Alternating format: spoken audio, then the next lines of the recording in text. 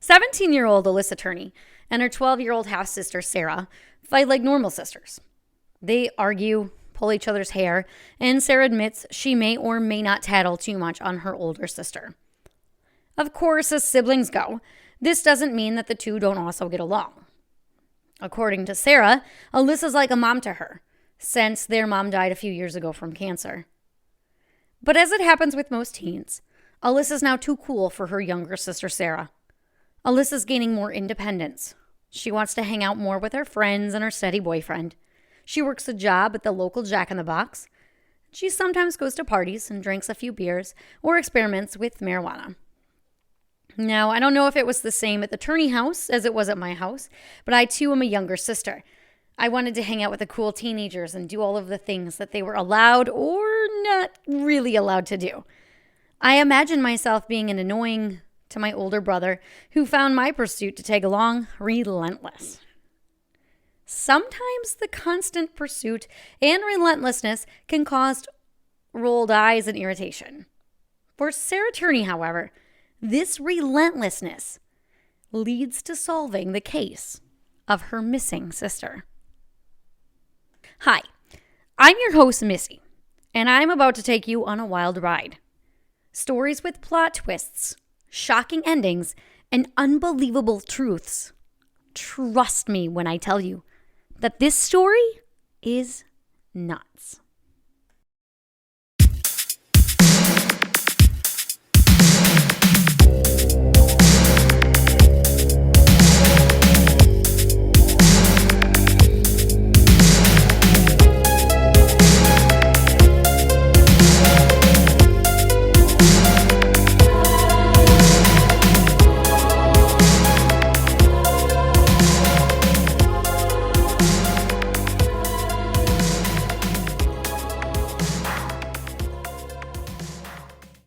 Alissa Turney says goodbye to her boyfriend as she leaves school on May 17th, 2001. It's the last day of school, and she's getting picked up early by her stepfather, Michael Turney, so that they can have lunch together. A few hours later, Sarah Turney waits for her father to pick her up from school, but he doesn't show up. So Sarah walks home with a friend and leaves a message for her father, Michael, to pick her up from her friend's house. When Michael finally arrives to pick up his daughter, he tells her he's concerned he couldn't reach Alissa. According to him, the two had gotten into a fight because Alissa had wanted more independence. And the last he had seen of Alissa was when he dropped her off at home and she slammed her door shut. Now, she wasn't answering her phone. As the two arrive home, Sarah can hear the vibrating phone in Alyssa's room, so she follows the noise.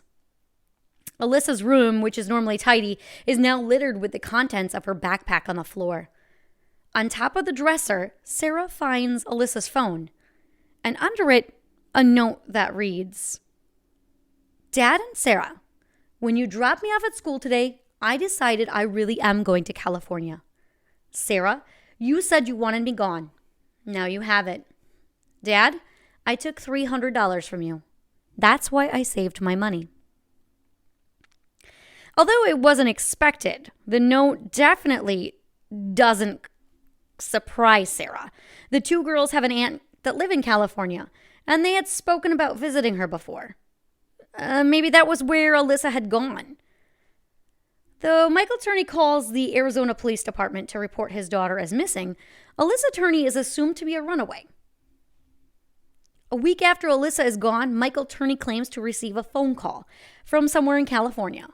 And though that conversation is jumbled, he believes the call is coming from Alissa, who tells him to leave her alone. Michael does make several trips to California to search for Alissa and hang missing posters.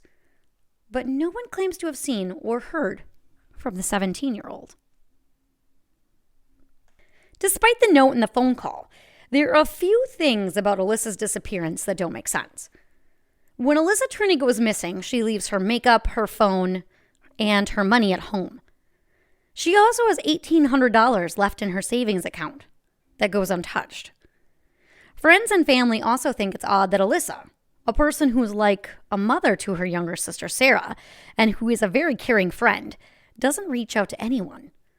And that case stays quiet until 2006. In 2006, Thomas Heimer, a self-proclaimed serial killer, is sitting in prison for the murder of Sandra Goodman. He begins writing letters to local investigators, claiming he was a serial killer responsible for the deaths of at least 21 women. According to Heimer, Alissa was one of these women. Investigators send Heimer to questioning, where he tells them he had met Alissa in 2001. Heimer claims that the two became sexual, and then afterwards he strangled her. Although Heimer was very graphic with his details, investigators quickly begin to doubt his confession. Heimer states that the woman he met was a heroin addict and that she had sexual traits that were very unlike Alissa's character. When detectives begin to pressure Heimer, he admits that he did kill someone, but it probably wasn't Alissa. So Heimer hadn't killed Alissa, but now attention was back on the case, and the people who knew Alissa and who weren't interviewed back in 2001 were ready to talk. In 2008, some of Alissa's friends came forward and made some very interesting allegations about Alissa's stepfather, Michael Turney. According to them, Alissa had told them that her stepfather had driven her out to the desert and tried to sexually assault her. Other allegations claim that Alissa had woken up before bound and gagged to a chair. The allegations are enough for detectives to take a closer look at Michael Turney. So, with a search warrant, detectives enter the Turney home, and what they find is shocking. Michael had multiple videotapes and recordings of the girls dating back to the 80s, as well as recordings of every phone call that came in and went out of the Turney house. The only video that was missing was the footage of May 17th, 2001, the day that Alissa went missing. Video that was recovered from the Turney house did include some very strange things, such as Alissa working at Jack in the Box and Michael Turney sitting in the parking lot filming her until she would come out and tell her father that she was getting in trouble with her boss. Or there was also some other videos of Alissa with boys. She didn't even know she was being videotaped. As strange as all the video and the phone calls being recorded was, investigators do find other things in that Turney house. Things such as 19 high-caliber assault rifles, silencers, and 26 pipe bombs. The largest stockpile of explosives in Phoenix history. Detectives also find a manifesto entitled Diary of a Madman Martyr, in which Michael lays out his plan to bomb the Phoenix, Arizona Union Hall.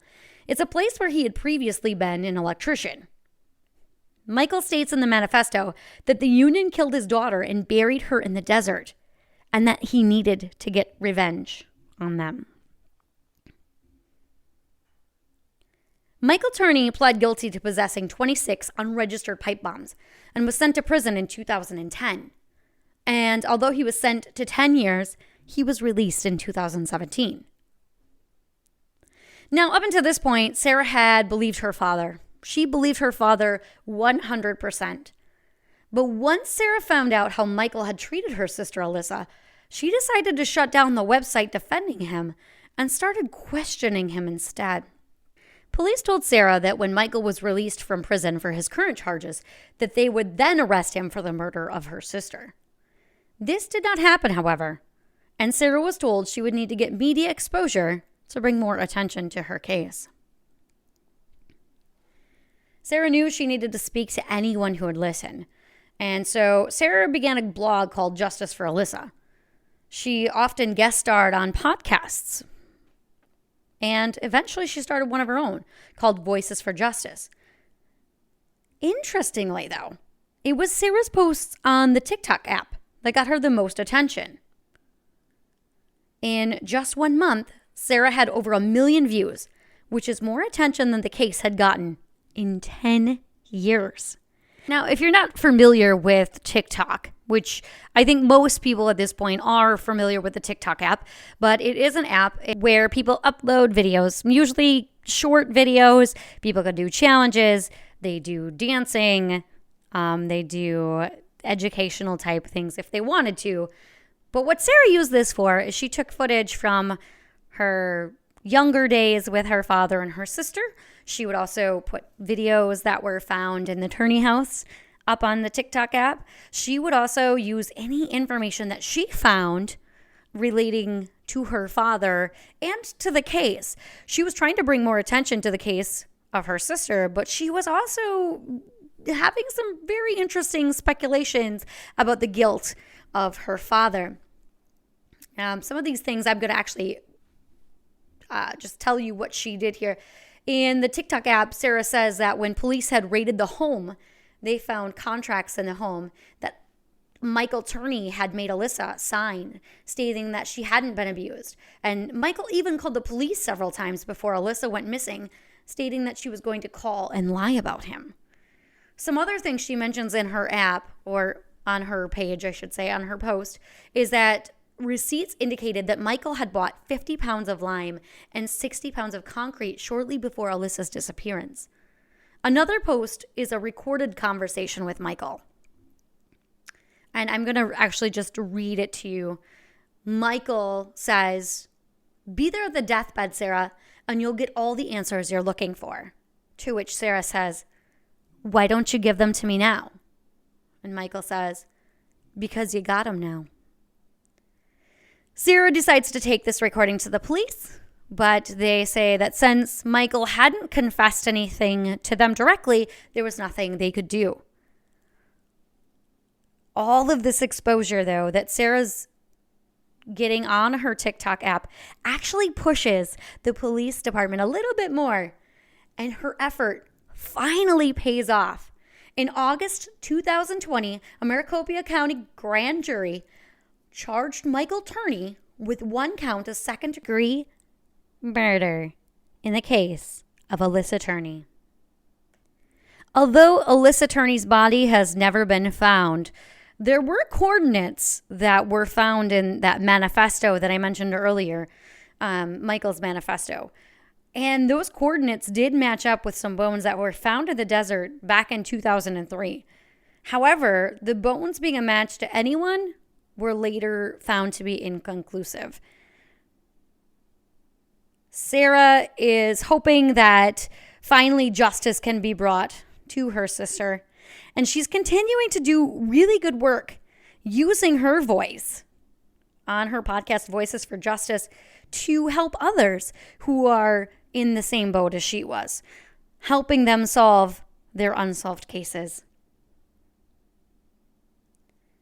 My sources for today's podcast are pajiba.com, nbc.com/Dateline, the 2020 episode, What Happened to Alissa, and Sarah Turney's podcast, Voices for Justice, along with her TikTok videos.